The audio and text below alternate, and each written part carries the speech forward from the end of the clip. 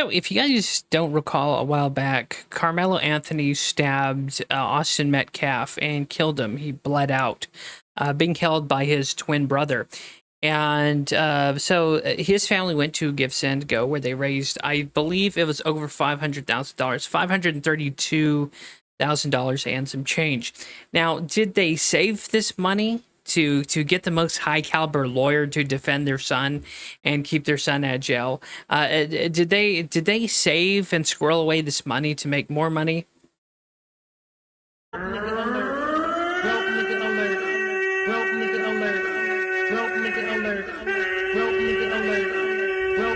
And yes, it broke. Let's read this, shall we? Carmelo Anthony has been officially granted indigent status, meaning he is now legally recognized as broke and unable to afford legal representation despite raising over $500,000 in donations. I think it was $532,000 in change.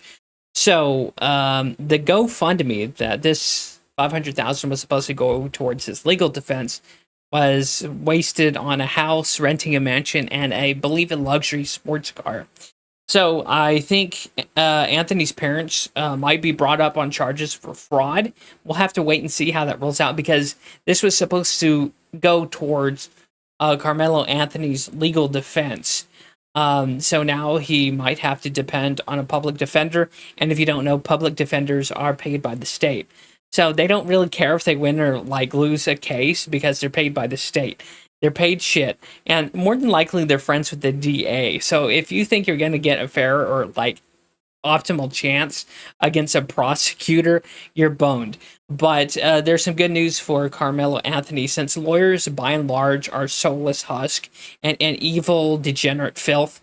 They'll probably get a high-powered attorney to represent them somewhere, or pro bono, because again, lawyers by and large are especially defense attorneys, are by and large just villainous filth, trash human beings, and there'll be someone who will want to make their name off this case where Carmelo Anthony brutally murdered another student over a dispute over where they were sitting. And it's not looking good for Carmelo Anthony, because it was a preemptive strike with a knife to Austin Metcalf's heart. He probably bled out in less than a minute and 20 seconds. 60 seconds, baby, instantly went to shock. And he died in his brother's arms. So the fact that there's that, he'll probably get murder 1, homicide 1. Because he lethal intent with a knife, and the fact that there was no chance of self-defense, like other people are spinning this tale that it was self-defense. There's a commentator by the name of Nick Poole.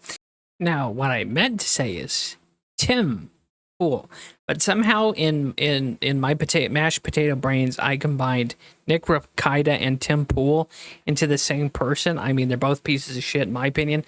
But yeah, I mean Tim Poole, who thinks that this is a self-defense case. When people were sharing their opinion against Carmelo Anthony, Tim Poole said, "Oh, what? We can't defend ourselves now." But Tim Poole is a trash, just podcaster. Him, like Jeremy Cordring and other grifting filth, they always have to take a contrary opinion, or a slightly more incendiary opinion to get views and reaction and to rage bait. They don't really care. I highly doubt Tim Poole actually believes this is a self-defense case, which it's not, because there would have been evidence of a scuffle. There's already footage of this incident at the stadium where this happened. So I think Carmelo Anthony is boned. He'll probably get homicide 1. That he might be able to plead that down. We'll have to see. But he committed this crime in Texas. Texas is pretty heavy as far as crime and punishment. So we'll see. So again, it's just amazing how they burnt through $532,000 that was fundraised and raised by their own people, and maybe some rich white liberals probably tossed in $500,000 right here and there. So they went all through. They burnt through all that. So I'm interested to see if there will be fraud charges brought up against Carmelo Anthony's family. There should be, because if they spent all that money on frivolous bullshit that was instinctively designed to go towards a legal defense, I mean, this is $500,000. This could set you up with a real nice lawyer. But at the end of the day, I think they will get some a public, maybe not a public defender, but there will be a defense attorney that will take his case to build their name off of the death of Austin Metcalf, because lawyers, by and large, are just scum bottom vagrants. And there will be someone who will either represent this pro bono or represent Carmelo Anthony to add to their name and to get their firm out there. Because lawyers, defense attorneys, by and large, are soulless, just filth. So I don't think he has to worry there. There will be someone who will represent the Anthony family. So it's not really over as far as his defense is concerned. But again, it's just mind-boggling to me how they couldn't hold on to the $532,000 that was designed to go towards their son's defense. They wasted it in a sports car and a mansion and other frivolous shit. And I don't feel sorry for Carmelo Anthony. If they were as innocent as they say they were, they'd be able to hold on to the $532,000 and wait and actually save that for a good defense lawyer or attorney. So again, I think he'll probably be brought up on charges of murder one, or plead lower, but he's still looking at minimum. I mean, if this was in California, 5 years or less. But since it was committed in Texas, I think it's probably over for him. And there's probably going to be a long criminal case covering this. And again, I think the supposed camera footage that caught the incident at the stadium. So I don't think it's self-defense. I think what we have here is an angry young man that saw the opportunity and was mad at another white student, and he decided to kill Austin Metcalf just out of a racial hatred. And to be fair, if the shoe was on the other foot, if it was Austin Metcalf that stabbed Carmelo Anthony in the heart, I'd be representing this the same way. So if you're looking to put an angry comment about saying this is some kind of racial related bullshit, no. But from the angle of it and how this seems, it does seem like a racially motivated crime. It is maybe not premeditated, but it was premeditated in the sense that he struck first, stabbed him in the heart, and you don't do that. That's self-defense. I'm no lawyer, but in a case of self-defense, you have to give your opponent the chance to leave the field and leave the fight. Because if you don't, it's manslaughter. That's it. It's manslaughter at worst. So if there's a situation where you're engaged in a fisticuff situation or a melee, you have to give your opponent a chance to leave or quit the field. But that's when, if it's just with knives, bats, and weapons and melee, I think guns are a little bit different, but still, at the same time, that's what this seems like to me. Again, no lawyer, no expert, but that's what it seems like. In my opinion, I'm sure other people will have different opinions. But yeah, it's absurd. 532,000 gone like that. And yeah, it's just a shitty situation all around. And that's my 2 cents on it. Hopefully you found this interesting. So as someone who's went through a court hearing of the same experience of having a family friend being murdered, the Metcalf's family is on a long road of pain. Not only are they going to have to go to the preliminary trials and the trial and hear a weaselly, mealy-mouthed defense lawyer try and paint the aggressor as, oh, it was just an accident, he didn't mean to, and oh, he's sorry. So they're going to have to go through a lot of crap and that, a lot of heartache and stomach churning stuff. And I can't even imagine with all the press, and that's just going to make things worse.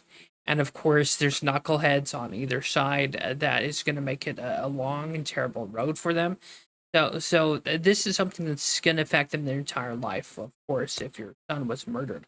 But I will say one thing that strikes me as weird and that I found distasteful is that Austin Metcalf's dad tried to meet and tried to smooth things over with the family of the murderers, that he tried to grovel and meet with them and they shit on him anyway is highly suspect to me, and it really shines a light.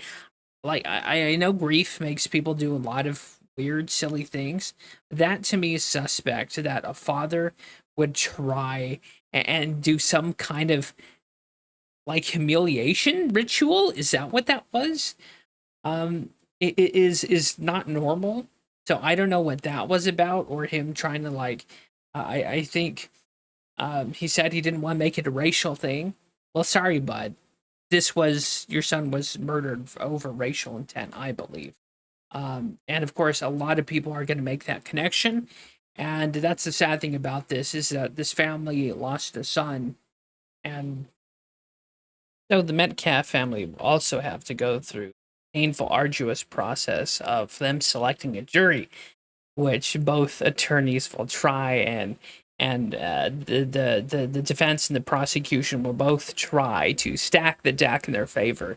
So they'll try and like read into the juries and see which ones they pick that they think will be sympathetic to their side. So from someone who's experienced that, it's just so disgusting that not only the prosecution but the defense are going to be trying stacking the deck in their favor to try and get their guy off, especially from the defense, right? Why wouldn't they? So of course they're going to try to pick because they only need what, one person of 12 to not go along with it to be a hung jury. Then they have to retry the case. So it's a load of bullshit. Really, and it's gonna suck for the Metcalf family. And again, at the end of the day, the tragic thing is this won't bring their son back. None of this is gonna bring their son, their son back. So that's really the sad thing of it. And regardless how you look at it, two families are gonna lose sons. That's really what it is. I don't see Carmelo Anthony skating on this one. Don't. This foul world. All I want is primordial violent justice against the evil that strolls proud against the pure and wholesome world.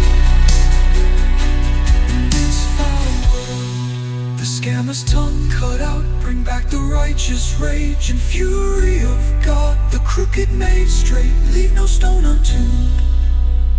In this foul world, a purification, a correction, and justice of old to make it right, to set it straight.